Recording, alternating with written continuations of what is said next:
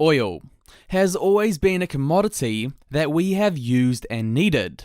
No one thought that we would see the day so soon where the world would barely need a drop of oil.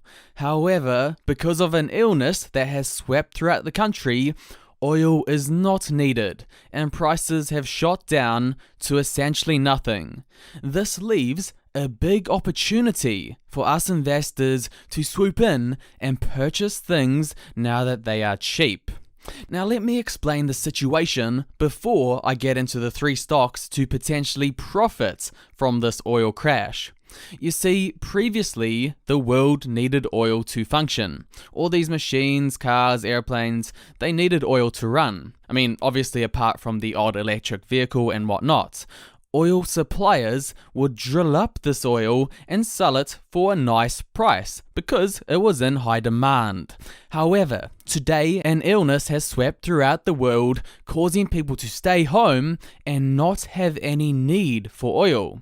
So there's been no demand and an oversupply, causing oil prices to crash. But let's be honest, eventually things are going to go back to normal, we will require oil again, and therefore oil prices will go back to what they once were, or around that anyway. This is an opportunity for us investors, and I'm going to get into the 3 stocks to potentially profit from this. Now, I always think that one of the smartest ways to invest is to see what the best investors in the world are investing in, analyze those stocks yourself, and then potentially buy. One oil stock that is owned by 2 of the top investors in the world is Occidental. It's owned by both Warren Buffett and Carl Icahn. I'd say probably 2 of the top 10 investors in the world. Now, I want to quickly go over what Occidental is, and then I'll show you where the opportunity lies. So Occidental, it's an American oil and gas exploration and production company. They're American, but they operate around the world, in the Middle East, in Canada, in Colombia, and Latin America. They produce 1,029 thousand barrels of oil equivalent per day, and they currently have $3.827 billion of oil equivalent reserves. However, there's no use, at least in the short term, for these barrels of oil that they have and that they're producing, and thus the stock has crashed. It's gone from being around $47 per share, then the crisis hits, and now they're sitting just under $14. That's an over 70% decrease in price in such a short period of time. Also, another thing I need to note down is don't take any notice of that dividend. It's been dramatically cut recently because obviously the company is struggling to generate cash flow during this time.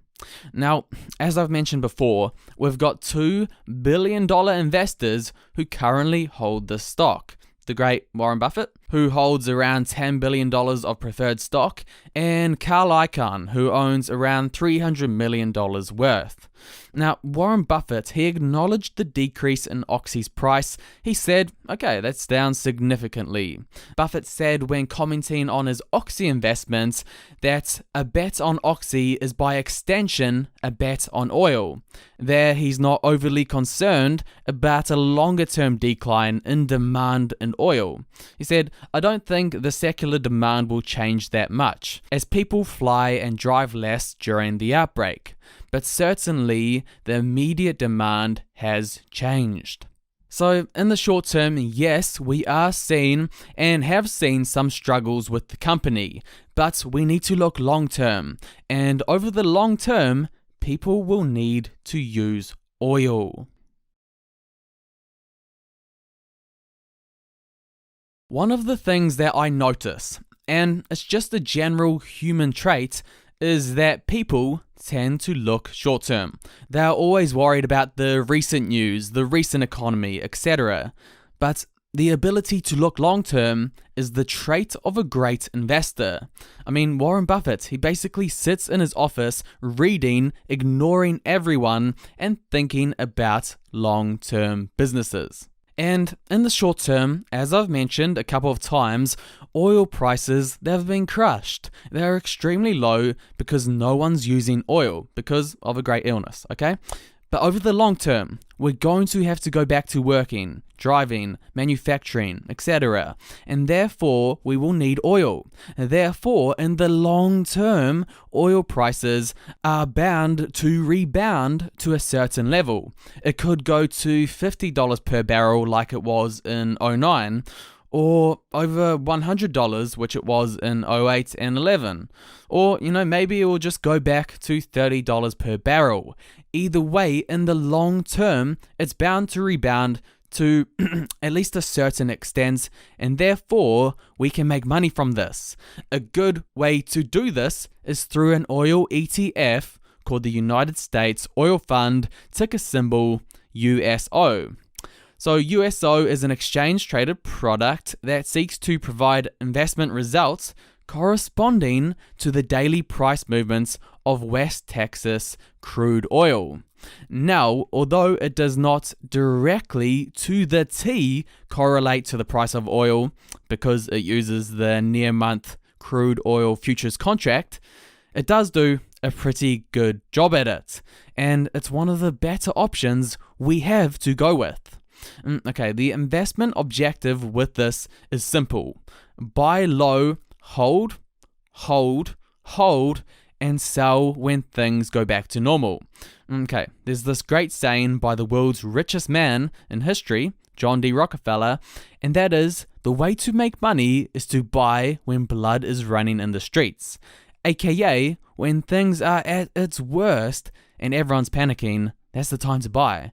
As Warren Buffett says, be fearful when others are greedy, and greedy when others are fearful. Now seems like a good time to be greedy with oil after the crash. USO stock has obviously been dramatically affected from the oil crash, as its goal is to reflect the price of oil. It's down over 80% from $13 at the start of this year to $2.50.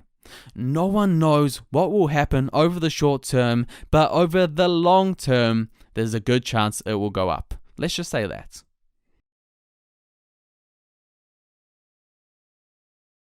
The last stock that was worthy enough to be put on this list is a stock called ExxonMobil. ExxonMobil is also an oil and gas company, and they're based in Texas. They are the largest direct descendant of John D. Rockefeller's Standard Oil, and they have 37 oil refineries in 21 different countries, so they're well spread out. ExxonMobil, they constitute a combined daily refining capacity of 6.3 million barrels, so they're pretty large. They're actually the 7th largest refiner in the world. Okay, so currently ExxonMobil, they're selling for just over $40 per share. As of yet, they haven't been the worst oil company affected by the collapse. They're down from about $70 in January this year. But one of the things that is quite appealing about the stock is that dividend yield. It's currently sitting at 8% based on the price they're going for. That's a really high yield. And the CEO, he wants to maintain their dividend. Darren Woods, that's the CEO, he came on CNBC's Squawk Box program. He commented that Exxon was committed to maintaining its dividend. But again, maintaining the dividend does not necessarily preclude a cut.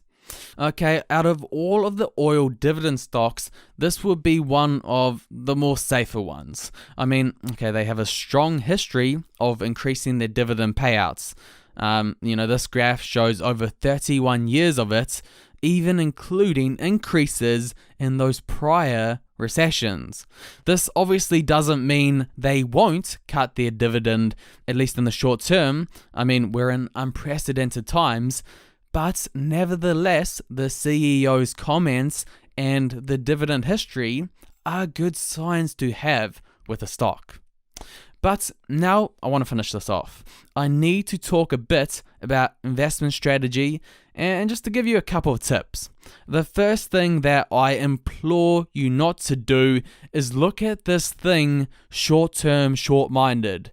No one knows what's going to happen to the price of oil over the short term, unless you're some sort of deep insider and you get a bit lucky as well.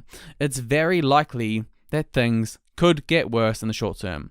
The situation that we're facing now, it's not normal. We don't know when things will get back to normal, and therefore we cannot predict what the price of oil will be over the short term. It's so sad for me to see so many people in the comment section trying to predict these near-term fluctuations because, they change their mind every couple of weeks. But what we can do is take a step back and look at the situation as a whole. We need to look at oil long-term. Over the long term, the world will go back to using oil. The machines, the vehicles, traveling, this all requires oil. It's essential. And this oil at the moment is cheap. If we can buy now, hold long term, then there's a lot of potential returns on the table for those who are patient.